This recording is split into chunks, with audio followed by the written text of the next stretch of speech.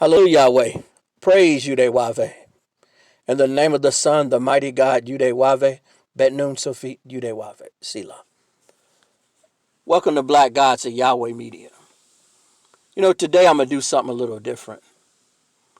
Recently, I've been doing a lot of attacking. Even though it's for a good cause, it's necessary, and I'm not going to stop that. I want to turn the page a little bit. I was watching a little bit of Discovery, the new Star Trek episodes that's come out. And I thought about something. How is it that men and women of power in Hollywood can make these shows, and I'm going to include Star Wars as well, in which you have people of all races, colors, and classes, humans and aliens, can get along just fine, but yet they cannot apply this in reality in their daily lives. We're talking about generations where you've seen these movies and these sitcoms in which people travel from here to the other end of the galaxy. They'll meet a primitive alien race and they'll almost destroy their ship trying to help them rebuild or save them from an enemy. And then in reality, in America, they treat black people worse than they treat animals. And I just find that very funny. Now we know what's happened to us, those of us in the knowledge of Yahweh, that this is not necessarily because we're black. It's because of our ancestors who failed to obey the laws of Yahweh. We know that already. However, you have to understand that living in post-slavery and living during and after the transatlantic slave trade, it made many dark-skinned people, especially from the diaspora, be put in a very vulnerable, disrespectful, and underclass position.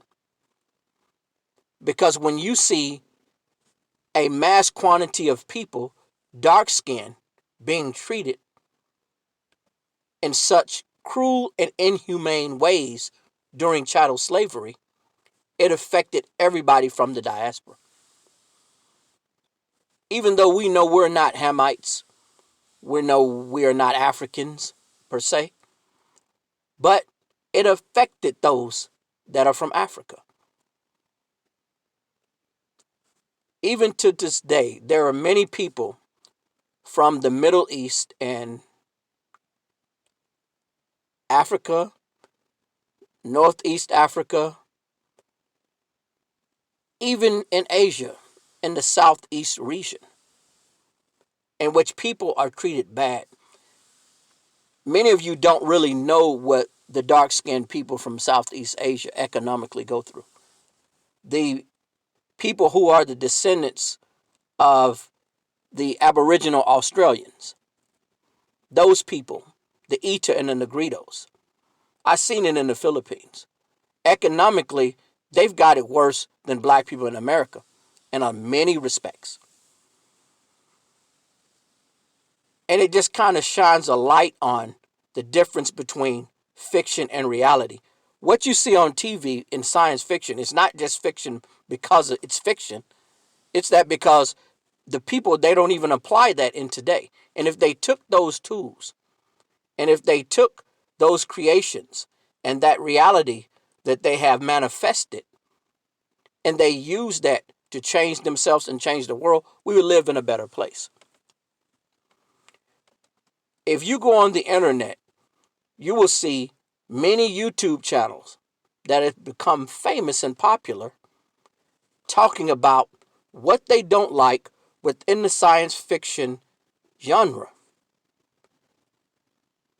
But it's wrapped up in anti-politics and anti-feminism, but it's really just hatred and racism. Every time Hollywood brings out a black actor or actress or a cast lead, then what the anti-blacks will do, wrapped up in politics and feminism or anti-feminism will come out and say, well, here we go again. Disrespect to white males, disrespect to white people. They're really using that as a cover and a disguise to push their hatred. It's gotten to that level. I just find it amazing how these people who create these fantasy worlds, they don't seem to understand that the world would be a better place if they just implemented that in which they do for money. Now, many Yahwehs don't believe in the messenger, Aaron Israel, who came out in 2016. I talk about him a lot. He died and went to the spirit world and to the celestial lodge where he met YAHWEH, Yahweh the Father, and Yahweh ben Yahweh, as well as all the prophets. And YAHWEH, Yahweh gave him a direct message. He said, tell the people that either the leaders have to stand up and be righteous or the people have to stand up and be righteous. Why is this important? If you look at Genesis 15, 13, and 14, in which Yahweh says that Abraham, know for a surety that thy seed will be in a strange land and shall treat them evil 400 years. And that nation I shall judge, and they will come out with great substance. What that means is that the nations, they still have the opportunity, even in this judgment season, to correct a lot of wrongs before total damnation happens within Yahweh's judgment. That's sending a direct message to individuals who have not fallen upon the curse that we fell upon because of our ancestors. You have the opportunity to change things. Stand up and be righteous, leaders or the people. And you have many of these individuals who will watch these Hollywood movies that all they speak about is humanity and love and equality and rights of others. And many of them will go home in the back of their mind and say, you know what? I love Trump. I do this for money. To hell with the NIGGERS. Forget those people. I just do this for a job.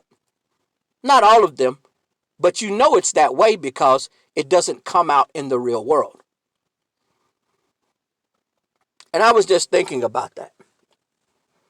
How for generations we have watched these things transpire on the big screen, but not in our life. That's why so many of us, the so-called African Americans and black people, the reason why we like these shows so much is because we envision a world in which we are not treated or mistreated like subhumans. And it's escapism sometimes. I know growing up it was escapism for me. Salakia. It was something that I could go and for an hour and a half, I could sit in the movie theater and I could just feel like I don't even belong to reality. You know, growing up in the projects and in the country in Arkansas, I could just sit in the movie theater and for an hour and a half or 2 hours or however long the movie was, I wasn't thinking about when I go home at night, deep, dark in the woods, that I could be a victim of racism. Where I lived, there was a house every mile. A handful of blacks, nothing but racist white people. So I actually lived in the reality that something could happen to me because of the world we live in America. But that was escapism. But today, the question just dawned on me this morning. We've been seeing this for generations, but yet we have not seen it play out in the real world in reality. And that's a question that I ask, that I have. I used to write science fiction, and some of the things that I wrote about, I actually taught my own self. Some of the things, some of the dialogue and the narration that I wrote, I actually applied that in my everyday life. Think about that. I said, you know what? Wow, I just created a character that was a certain way, and I'm going to implement that.